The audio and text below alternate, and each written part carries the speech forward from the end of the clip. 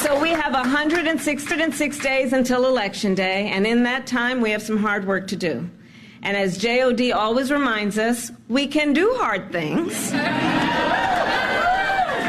JOD has been such an incredible leader of this team, and that is why I have just asked her to run my campaign, and she has accepted.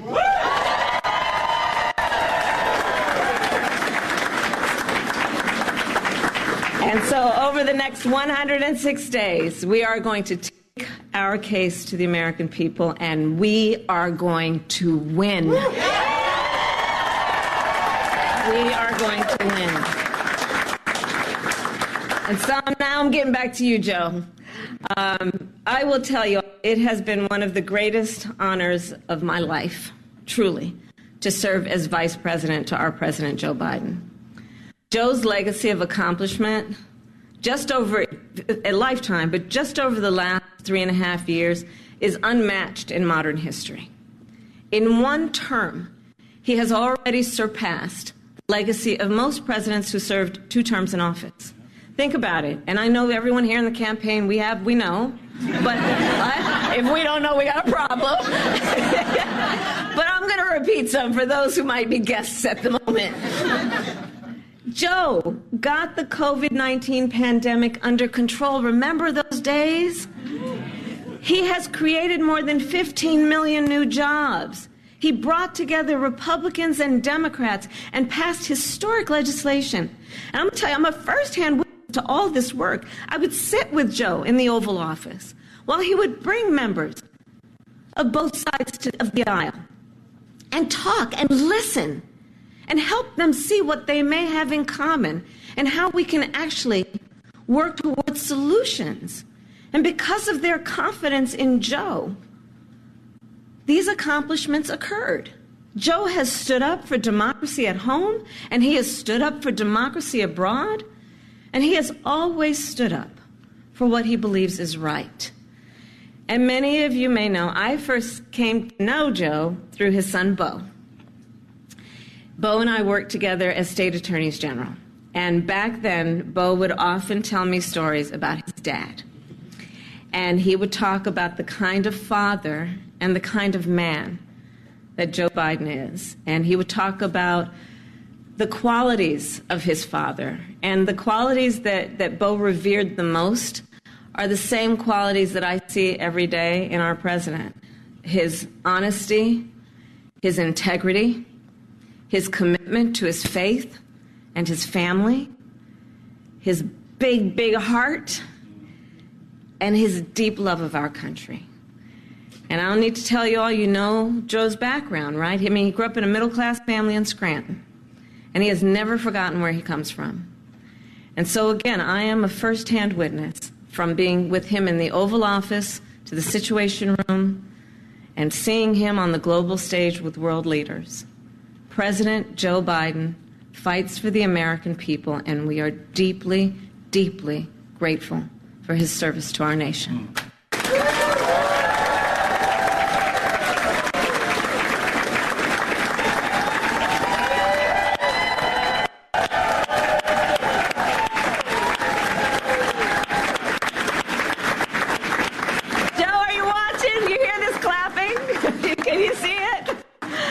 I'm watching. I'm watching. We love you, Joe. You're the best, kid. And let us be very clear, Joe is not done. Far from it. He knows there is still more work to do, and our nation will continue to praise his bold and visionary leadership as president. Thank you, Joe. Thank you. And it is my great honor to have Joe's endorsement in this race. You sure do. And it is my intention to go out and earn this nomination and to win.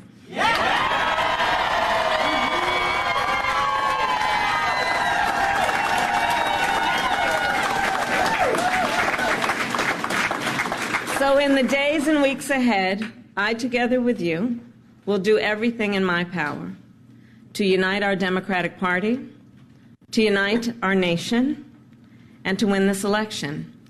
You know, as many of you know, before I was elected as vice president, before I was elected as United States Senator, I was the elected Attorney General, as I've mentioned, of California, and before that I was a courtroom prosecutor. In those roles, I took on perpetrators of all kinds.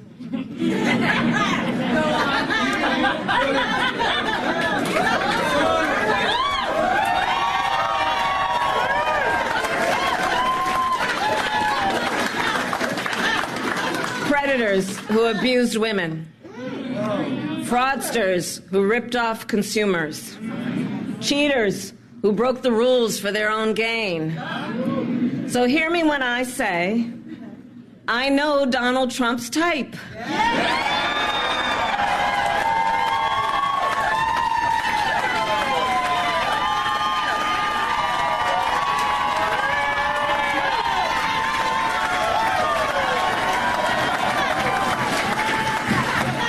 And in this campaign, I will proudly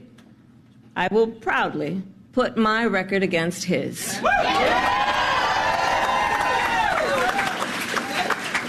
As a young prosecutor, when I was in the Alameda County District Attorney's Office in California, I specialized in cases involving sexual abuse. Donald Trump was found liable by a jury for committing sexual abuse.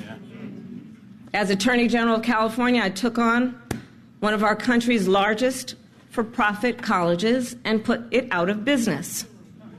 Donald Trump ran a for-profit college, Trump University, that was forced to pay $25 million to the students it scammed. As district attorney, to go after polluters, I created one of the first environmental justice units in our nation. Donald Trump stood in Mar-a-Lago and told big oil lobbyists he would do their bidding for a $1 billion campaign contribution. During the foreclosure crisis, I took on the big Wall Street banks and won $20 billion for California families, holding those banks accountable for fraud. Donald Trump was just found guilty of 34 counts of fraud. But make no mistake, all of that being said, this campaign is not just about us versus Donald Trump. There is more to this campaign than that.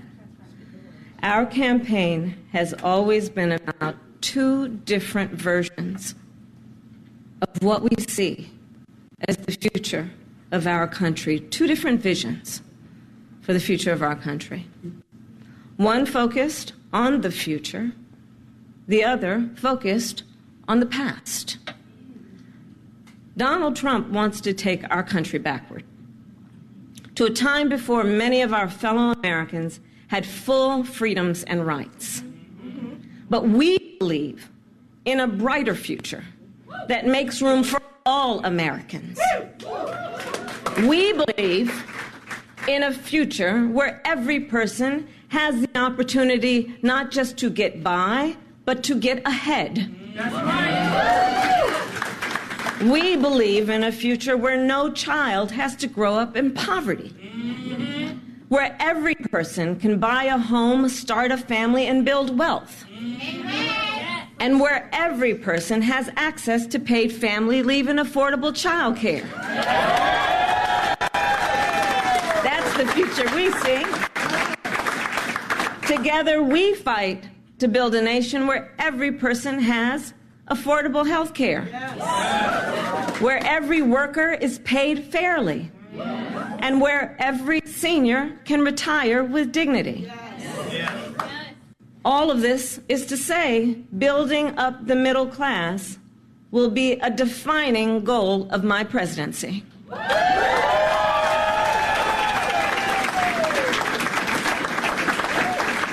Because we here know when our middle class is strong, America is strong. And we know that's not the future Donald Trump is fighting for.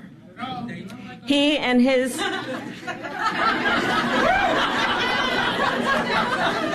He and his extreme Project 2025 will weaken the middle class and bring us backward. Please do note that. Back to the failed trickle-down policies that gave huge tax breaks to billionaires and big corporations and made working families pay the cost. Back to policies that put Social Security and Medicare on the chopping block. Back to policies that treat health care as only a privilege for the wealthy instead of what we all know it should be, which is a right for every American. Right. America has tried these economic policies before. They do not lead to prosperity. They lead to inequity and economic injustice. And we are not going back. We are not going back.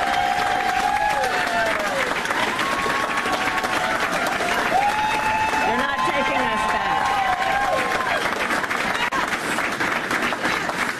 Our fight for the future is also a fight for freedom. Generations of Americans before us have led the fight for freedom, from our founders to our framers, to the abolitionists and the suffragettes, to the freedom riders and farm workers. And now I say, team, the baton is in our hands. We who believe in the sacred freedom to vote.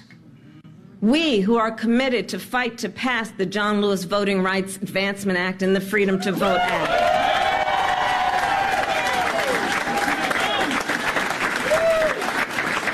We who believe in the freedom to live safe from gun violence. And that's why we will work to pass universal background checks, red flag laws, and an assault weapons ban.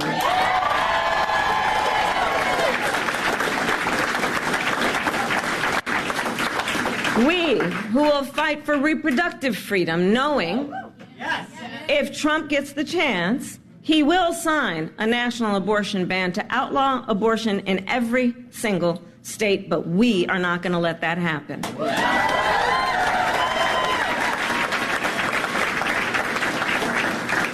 It is this team here that is going to help in this November to elect a majority of members of the United States Congress who agree the government should not be telling a woman what to do with her body.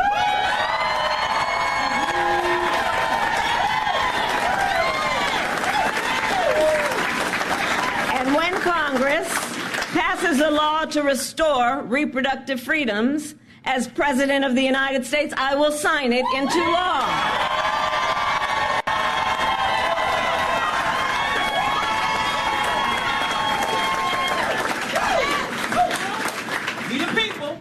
Indeed, we the people. So ultimately, to all the friends here, I say, in this election, we know we each face a question: what kind of country do we want to live in? A country of freedom, compassion, and rule of law? Yes! Or a country of chaos, fear, and hate? No! You all are here because you as leaders know we each, including our neighbors and our friends and our family, we each as Americans have the power to answer that question. That's the beauty of it, the power of the people. We each have the ability to answer that question. So in the next 106 days, we have work to do. We have doors to knock on, we have people to talk to, we have phone calls to make, and we have an election to win. So, are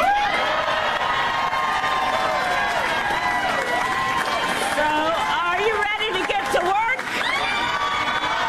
Do we believe in freedom? Do we believe in opportunity? Do we believe in the promise of America? And are we willing to fight for it? And when we fight, we win. God bless you all, and God bless the United States of America and Joe Biden.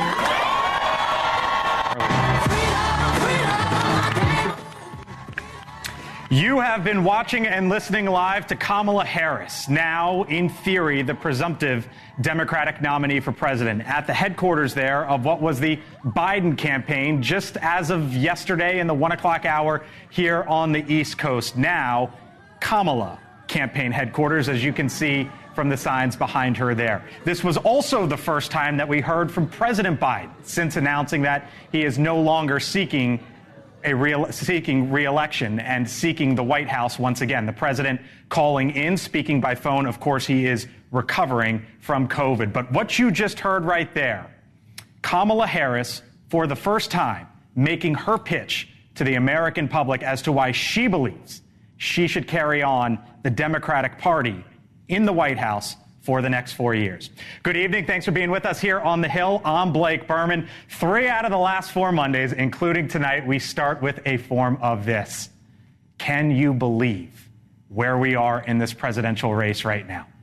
Today, the focus not on Joe Biden's debate performance or the horror in Western Pennsylvania, though we will get there in a moment. Instead, the focus shifts to Kamala Harris, who today received the endorsement of Nancy Pelosi, along with several potential Democratic contenders, and you just heard from her live there at her brand new campaign headquarters in her name. It is becoming clear at this hour that the Democratic Party is circling around the VP as its likely Democratic nominee for president. So with that as the backdrop, here's where we begin tonight on the Hill. What's her resume? Let's start with the biggest issues on voters' minds. The economy. Senator Kamala Harris voted against the Trump tax cuts. As a candidate, she proposed to raise taxes on the top 1% and corporations, create a tax credit for lower-income families, and add a 4% tax to households making over $100,000 to pay for her Medicare for All plans. On the border, President Biden, after overturning many of Donald Trump's policies, tapped Vice President Harris to examine the root causes of immigration. Since then, she's visited the border just once, June 2021. As a 2020 candidate, Harris said she would create a pathway to citizenship for kids who were brought to the U.S. illegally. And on abortion, as you just heard there from Kamala Harris herself, the sitting vice president, she has been the face, the messenger for the administration and Democrats. Now, if elected, Harris would also be the commander-in-chief.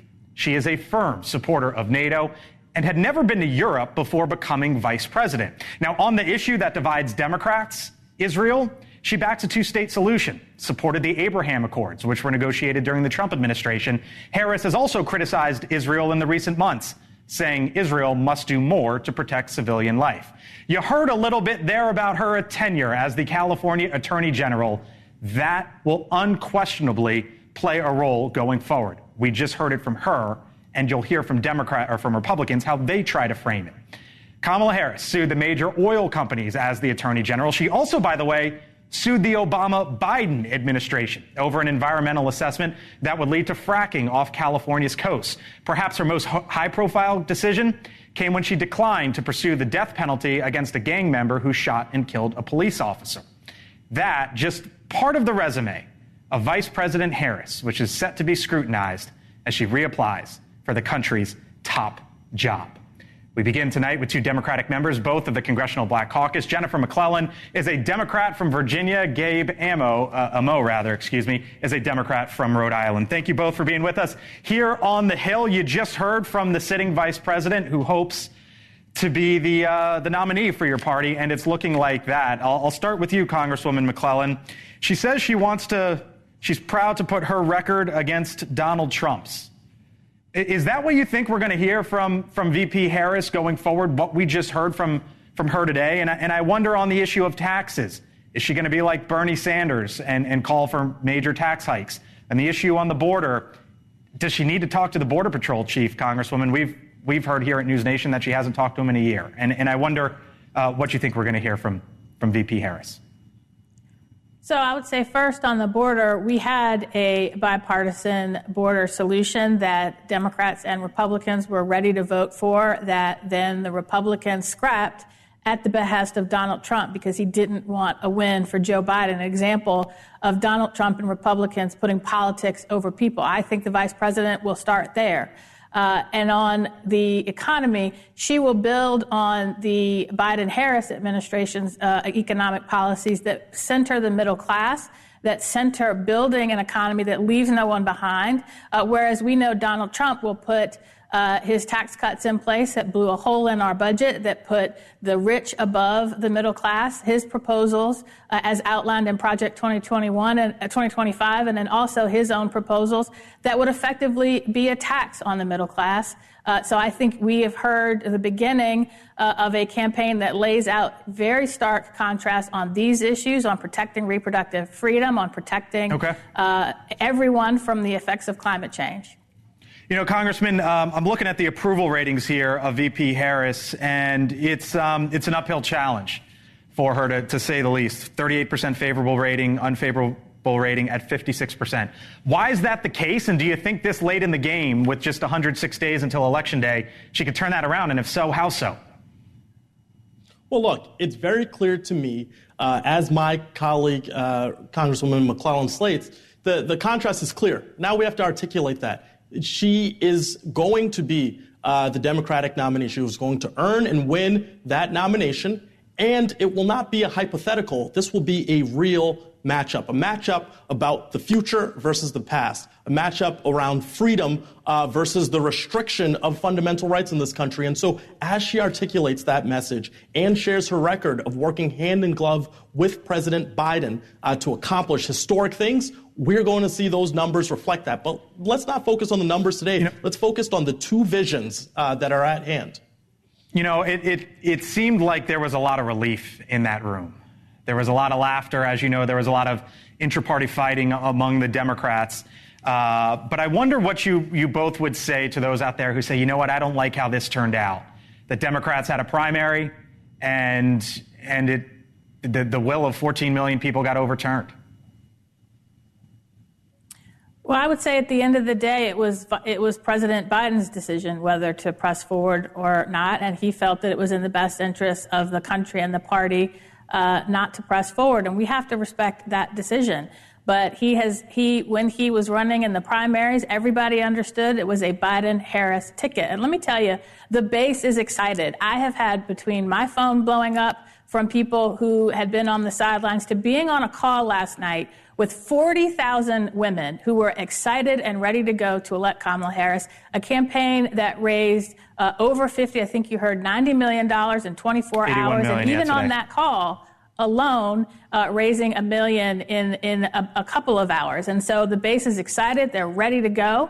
They're energized. I think, you know, now that we have certainty in the path forward, we are ready to go forward in November and win. Give me a name, both, if you can, real quick. Who do you want to see as her VP selection? I'll start with you, Congressman. Look, I think we have a wealth of choices, and so I expect it to be someone who has a proven record of leadership and who can be ready from day one to complement the vice president as president. Congressman, Congresswoman, I wish I had more time, but as you might imagine, listening to your party's presumptive nominee at this point, we got to leave it there. I thank you both for your time. Thanks for being with us here on the Hill. Thank you. Thank you for having us. Have you provided all audio and video recordings in your possession to this committee, as we asked on July 15th, yes or no? I would have to get back to you. That is a no. You're full of today. That was the South Carolina Republican Congresswoman Nancy Mace in the hearing that turned into a bipartisan grilling of the Secret Service Director Kimberly Cheadle over the agency's failure to protect former President Donald Trump. The assassination attempt of former President Donald Trump on July 13th is the most significant operational failure of the Secret Service in decades. Now, there are now at least 29 Republicans and 6 Democrats calling on Kimberly Cheadle to resign. And a Republican congressman announced today that he will file articles of impeachment against the Secret Service director. Now, some of the most shocking details about the failed assassination attempt we know so far. The shooter flew a drone over the rally site hours before Trump took to the stage. There were 62 minutes before the shooter was flagged as suspicious, and gunfire erupting. 20 minutes between snipers seeing the shooter and then carrying out those final fatal shots. Joining us now is the Congresswoman from the state of South Carolina, who you heard there in that hearing, Nancy Mace. Congresswoman, I know you got to run to votes here, so we'll keep this short. Did you learn anything today up there on the Hill, and what do you think happens next? We didn't learn a single thing because the director, Kim Cheadle, showed up either unprepared or unwilling to answer any of our questions. She couldn't even answer the question of what number of agents were on the ground at the rally that day on behalf of the Secret Service protecting Donald Trump. And what you saw today, as you rightly pointed out early in the program, is that this was a unifying moment for America today because members of both sides of the aisle, Democrats and Republicans alike, called for her resignation, as we all should. So what's the way forward here? Because on one side of the spectrum, you got Donald Trump, who it felt like was firing someone every other Friday during his administration. Joe Biden, who doesn't really fire anyone. So I think that's probably not the expectation. Do you think Democrats will go to the president and say, Mr. President, we need you to get rid of her? Do you think she will resign? Is impeachment the way forward? What is it, Congresswoman? I offered her my time to write a resignation letter during the hearing today, and she passed on it. If she's not going to resign, she should be fired. If she's not going to be fired, she should be impeached. And I do think that this qualifies as contempt of Congress. She shows up and purposely or intentionally does not answer our questions. Any of the above, all of the above, I would be in favor of and support. Congresswoman, let me ask you real quick. You just heard Vice President Harris. What'd you make of what you heard? And what would be the response from your side of the aisle? Well, certainly, I don't believe it really matters who Democrats put on the top of the ticket. She has been a part of the cover-up, covering up how bad and how dire the situation has been of Joe Biden's mental decline, his diminished capacity as an individual, his mental acuity has all gone downhill very fast over the last year or two. And she's a part of the problem. She's been part of this cover-up. She hasn't been honest with the American people. That's her first problem. The second problem that she has is this open border. She is the border czar. She's just as much to blame for the over 9 or 10 million people that have crossed illegally into this country as Joe Biden is. And she's going to have to answer very tough questions for the American people. Congresswoman Nancy Mace running to votes that are starting in just a few minutes here in Washington. We appreciate the time. Thank you, Congresswoman, for being back here on the Hill. Thank you. All right, you got it. So let's take a wide shot here for a second. Joining me here on the Hill today, Chris Starrett, host of the Hill Sunday, NewsNation political editor, Kelly Meyer, NewsNation Washington correspondent, Mark Lauder, former special assistant in the Trump administration, Kurt Bardella, NewsNation contributor. My gosh, what we got here in the first 30 minutes. Joe Biden speaking, Kamala Harris speaking, the Secret Service director up on Capitol Hill. Hold those thoughts for a second. We got to take a break. I just wanted everyone to know that you're here. The Hill on NewsNation on the other side. Stay with us. Stiff, achy joints by years without products that just temporarily hide my symptoms and may have scary side effects. My secret? Instaflex Advanced. Get a complimentary sample just by texting BLINK to 369-369. Instaflex Advanced targets the root cause of joint soreness and stiffness with a unique combination of 5 key natural ingredients found nowhere else. Key ingredients backed by 5 clinical studies. Instaflex Advanced is so powerful, I had better knees in just 1 week. You got to try it. Instaflex Advanced is the #1 selling joint brand at GNC, but you can only get your complimentary sample by texting BLINK to 369-369. Plus, text now and we'll include a tube of Instaflex pain cream for fast-acting relief from the pain of arthritis, backaches, and sore muscles absolutely free. Text BLINK to 369-369 today. All right, welcome back here to the Hill on News Nation. Hello from Washington. I'm Blake Berman, Chris Kelly, Mark Kurt with us here for the next 30 minutes. Kamala Harris, Chris, the vice president, we just heard from her in her first remarks. It was an unusual event because President Biden called in via phone. She made the remarks. For the record, there was one camera in there for everyone. There was weird, a little glitchy, and that was sort of the first rollout here. But what did you make of what you heard from Kamala Harris and where she's going to take her campaign from here? Well, they're ready, aren't they? And the people in that room were extraordinarily ready to have her there and Joe Biden on the phone doing the Charlie's Angels shtick for Kamala Harris. So I think the enthusiasm that you hear in the campaign, the excitement that Harris has, that will be manifest in Democrats coast to coast. Where does she move? Like, it was kind of what I wanted to get to with the members of Congress. Is this sort of playing to, is she going to move left to shore up the base? Is she going to move to the middle in general mode? What do we expect out of her? Donald Trump has an extraordinary gift that he has been given by the Republican Party. He can say or do anything, and they'll eat it. They'll do it. He can take abortion out of the platform. He can change policies. He can do whatever. Right. And Republicans go, just win, baby. Just win. You go in there, you say whatever you need to do, and you go win. Question for Kamala Harris is, over the next 3 weeks, as she tries to obtain the Democratic nomination, how much latitude will her party give her to run to the center? She can beat Donald Trump. There's no question about it. But will her party allow her to say and do the things that are necessary, or are they going to hold her hostage over demands from the progressive side? Will they? I think she's going to have a lot of latitude. I think that the message you heard her say, that is the campaign message. This is a campaign about past versus present. This is a campaign about the predator versus the prosecutor. This is a campaign that is forward-looking. There is so much energy, momentum. These are words that we don't usually use to describe the Democratic Party in recent weeks and months. And in the span of 24 hours, they raised, $81 million, 800,000 donors. 60% of those donors are new donors. There is a breath of fresh air and revitalization that I think Chris is right, that will carry through over the next couple of weeks and months. And to add to what you were asking, Blake, about does she move which direction? Does she fill that out then with who she chooses as vice president? Yeah. And then she focuses on the female. Oh, it's good. Oh man. No, but there you go, Meyer. But she can handle the female issues, abortion. She could tackle the stuff that she has been and take on Trump in her own way, and then let her VP candidate do a bit more of the other stuff. Prosecutor versus predator, Mark. That was sort of so she basically tried to say, this is where I am philosophically, and this is what I'm going to do politically. When she starts to outline that argument, what is Donald Trump going to do?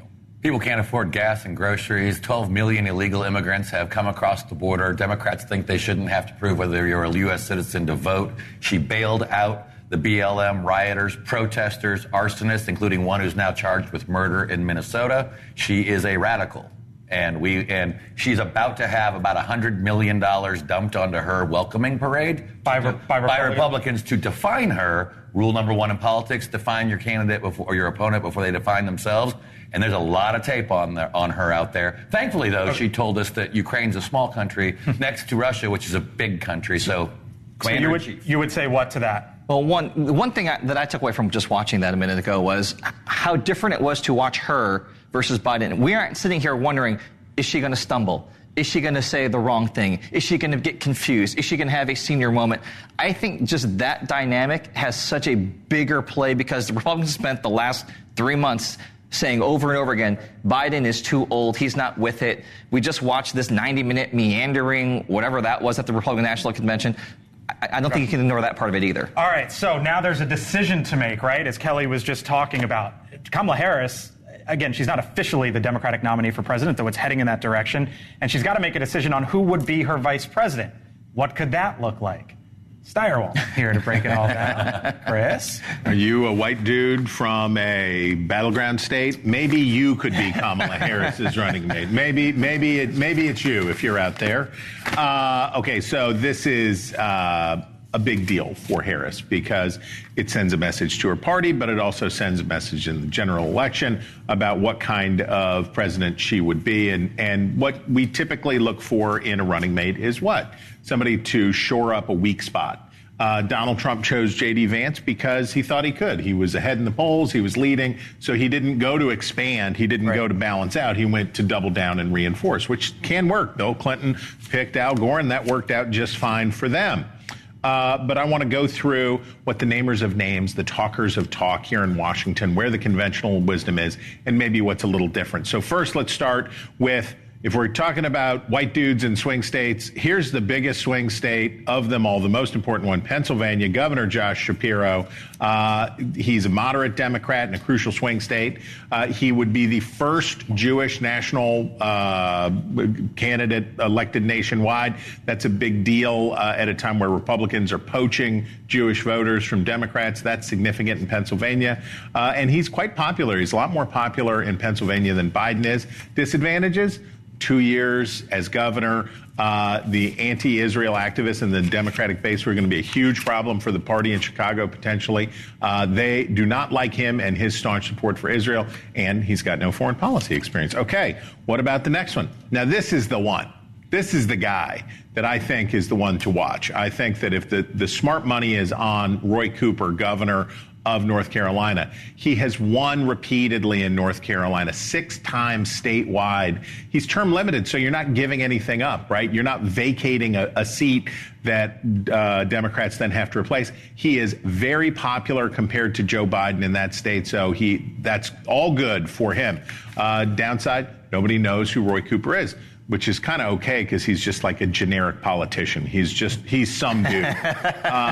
But the downside is he doesn't bring any foreign policy experience to Harris, who really needs it. As Blake pointed out, her first trip to Europe came after she was vice president. She's not exactly that. So how do you fix that? How about Mark Kelly? Oh, there you go. Swing state, Arizona, super important. Yes. He's won twice there. Yes. But he's a veteran, combat veteran, astronaut. He's a guy that speaks to national security, and he comes from that state. Downsides, he's only been in the Senate for a term. He hasn't really done much there, but getting reelected was more than enough to satisfy Republicans. Then there's a question about a Senate seat in a competitive state. There'd be a Democratic appointment, but there'd be a cost. Now, I tell you what she ought to do. What she won't do, but what she ought to do. She ought to pick Admiral William McRaven, retired Admiral William McRaven, former head of the special operations that took out bin Laden. After he left the military, he went to be the chancellor of the University of Texas system. I call it the Cheney effect. Question about Kamala Harris is she steady? Is she ready? Will she kill bad guys? Dick Cheney did that for George W. Bush. William McRaven, who was discussed as a possible running mate for Hillary Clinton in 2016, would be a great choice for Kamala Harris. Steyerwalt breaks it down. So real quick, the one that you want is?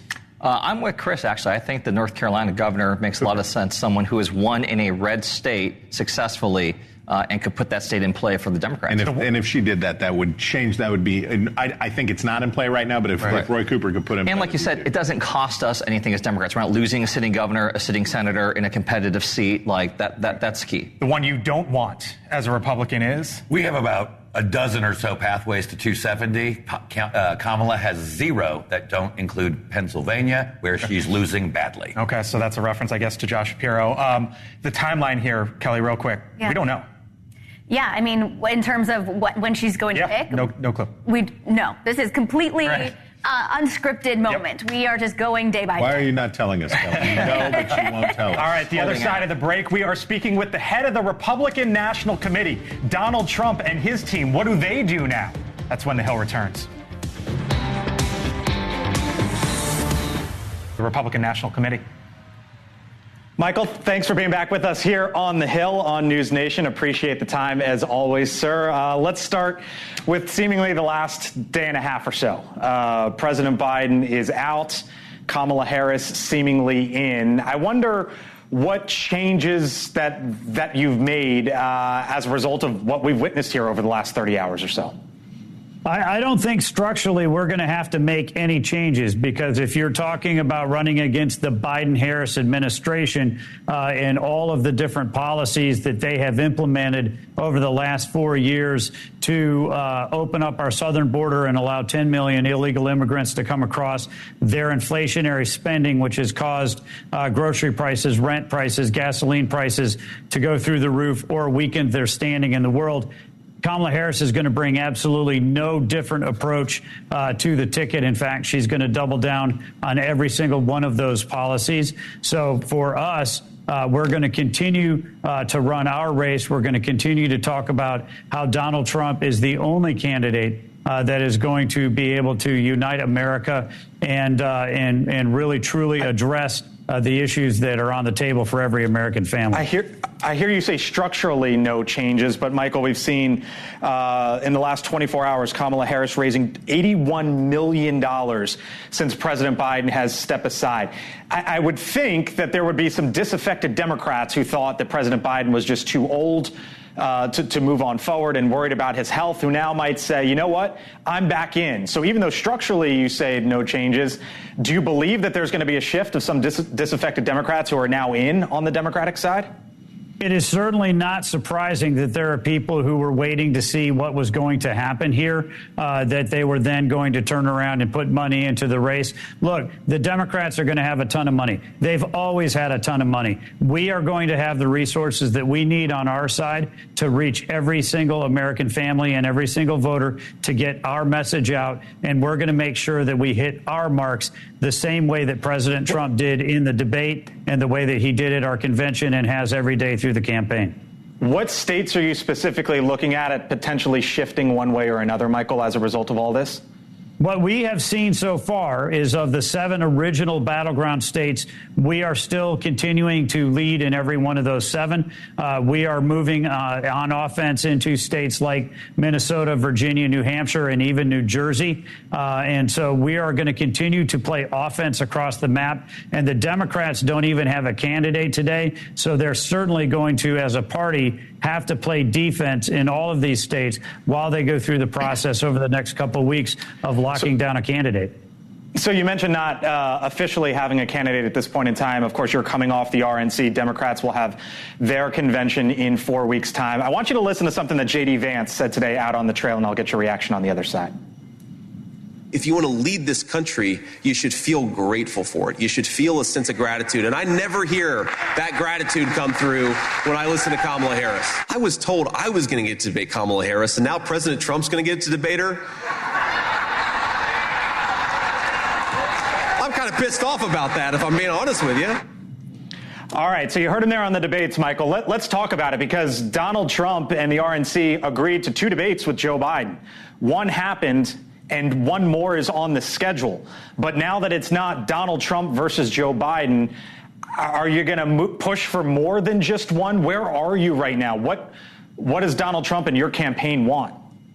Donald Trump has made it very clear that he will debate anywhere, anytime, on any platform. And I certainly have to assume that that is going to continue to be the path that he is going to choose as we move forward with it. And the reason why is because the Democrats did not just have a messenger problem with Joe Biden. They have a message problem. And Kamala Harris is the embodiment of the Biden-Harris administration on every one of those issues that we've talked about that are so important to the American voters. And as we move forward, we want to contrast our vision, Donald Trump's vision for America, with hers. So will he call for more debates? I think we would welcome more debates, but I will certainly defer to the candidate himself on that. Michael Whatley, we'll leave it there. Chairman of the RNC. Thank you, sir. Appreciate it. Absolutely. Thanks, guys. What's going to happen here with the debates? Because there's only one on the books. And I wonder, Mark, what your side wants. More debates, right? No, I mean, there will be probably one more debate. I mean, Kamala Harris needs it more than Donald Trump. Donald Trump is not auditioning for the job. He's had the job. People know where he stands on the issues. Kamala needs to show that she can take make her case and try to explain her horrible policy positions. So, she needs him more than he does. Let me ask you, Joe Biden is no longer, Democrats didn't want Joe Biden to continue because the polling was bad, not necessarily because of the age, Kurt. So what happens if on August 1st we get these poll numbers in? They're looking awful for Kamala Harris. Do they swap her out? No, they don't. First, I think some of the polling was bad for Biden because of his age. I think the two are actually linked in some way. I don't think you can divorce the two. Second, I think that, Donald Trump's afraid to debate Kamala Harris. I think that's why he already went on social. I think the RNC chair missed the post where he already tried to move the goalpost and said the debate should be moved from ABC over to Fox, because I think he knows that in a fair fight, he can't go up against someone who's not, the only person he could beat is someone who's 82 years old and maybe not all there anymore. Tulsi Gabbard ended her campaign with one debate. No one's worried about tackling Kamala. Well, if that's the case, then he should welcome the debate. He should debate her on every network, every week. Hey, they should do a 50-yard dash. We know where she's going tomorrow, Kelly? Or in the upcoming days, Kamala Harris? I'm not sure if it's... They're probably still trying to figure this out day by day right now. We do know a sense. I'm just not sure if it's for reporting or not. Right, okay. I'll give you the last word here. The Obama era is back. Kamala Harris was the candidate that the Obama universe wanted in 2020. She lost to Joe Biden. She is now ascendant again, and her people, the Obama people, will come back. The Obama donors will come back. Question is, can they put back together the same coalition that won the presidency twice for Barack Obama with Kamala Harris? We'll see. All right. Leland Vittert, host of On Balance, on the other side of the break, joins us with a question that is before Joe Biden now and his family, his son Hunter. What comes now? You're watching The Hill here on NewsNation.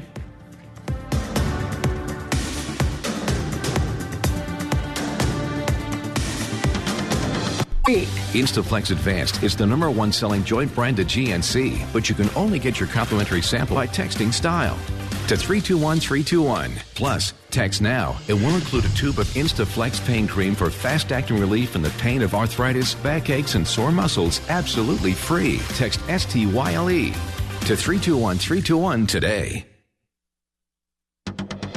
All right, welcome back here to The Hill on NewsNation. So now that President Biden is no longer seeking a second term, questions remain about whether he will or won't pardon his son, Hunter Biden. Here's what he said in the recent days. I'm extremely proud of my son, Hunter. He has overcome an addiction. He's one of the brightest, most decent men I know. And I am satisfied that I'm not going to do anything. I said I abide by the jury decision, and I will do that, and I will not pardon him. Now, despite his denials, speculation remains. Hunter Biden, as you know, was convicted on federal gun charges and is still awaiting a trial on tax charges as well. That trial, Leland Vittert, host of On Balance, set to begin later this summer. This is September, yep. A matter of when, not if. In terms of whether there's a pardon? Yeah. I don't know. Joe Biden, Joe Biden said he wouldn't. I don't think there's any parent out there who believes that's the case now. He also said he wouldn't drop out of the race. Right. He's also now saying he won't resign, at least through a spokesperson. The same spokespeople who said he told us everything was wrong. Right. So this, I think, is the problem. There's such a thing as a lame duck president, right? Which obviously Joe Biden is without question. Then there is this massive credibility issue that the White House has right now. Yep. Not only about whether or not he dropped out, whether or not he will resign, but also about the health issue. And I think you're going to see, maybe even as early as the end of this week, in the first questions to Kamala Harris, which she will get, which some reporters will ask, about what did she know, when did she know it, why did she know it,